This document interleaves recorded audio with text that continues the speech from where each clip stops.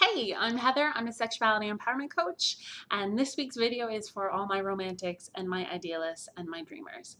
And before I say anything else, I want you to know that I identify amongst you. You are my people.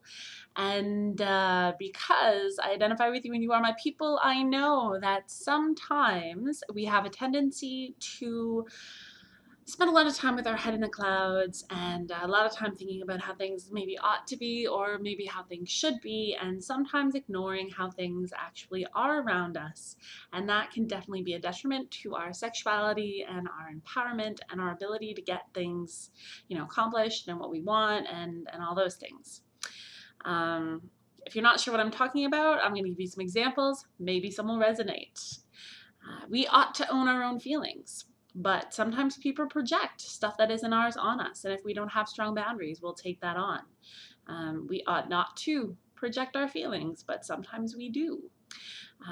We ought to let someone know when a connection is over. If we've been seeing someone and we're not really into it, we ought to let them know that it's not happening for us anymore, and vice versa. If we've been seeing someone and they disappear, we don't often want to think it's because they're not interested in us. We assume there's a reason or something must be happening, because they wouldn't just disappear, right? They should let us know that the relationship or the connection is over. There's a lot of old gender stereotypes that are kind of tied in with the ought tos and the shoulds. Like, women are supposed to be the ones who are pursued, and men are supposed to do the pursuing, and women are supposed to be the emotional ones, and men are supposed to be logical, and men shouldn't show emotion, and men shouldn't look weak, and blah blah blah blah blah. None of these things are actually realistic, and none of these things necessarily get our needs met, right? If you see someone that you find attractive and you think you can't pursue them because you're a chick, well, do you really want to spend the entire night looking at someone kind of just like, oh, notice me, notice me, notice me, come up and talk to me?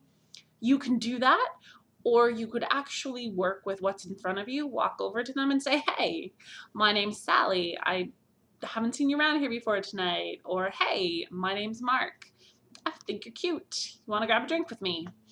Those are actions you can take to manifest your reality instead of sitting around dreaming about how things ought to be. So I have a challenge for you guys this week, and I'm hoping that you will take me up on it, and I am hoping you will report back.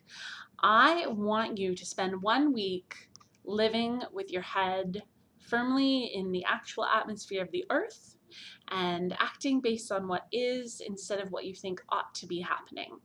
So if you catch yourself saying, well, I should do this, or he should do that, or they should, or we ought to, or I ought to, those are consider those your like activator words. Notice that something's happening, you're making a should, you're making a not to, and flip it around into something that you can actually take an action about, and then take that action. All right, 1 week. I'm going to check in with you next week, and I can't wait to hear how it goes. Talk to you later.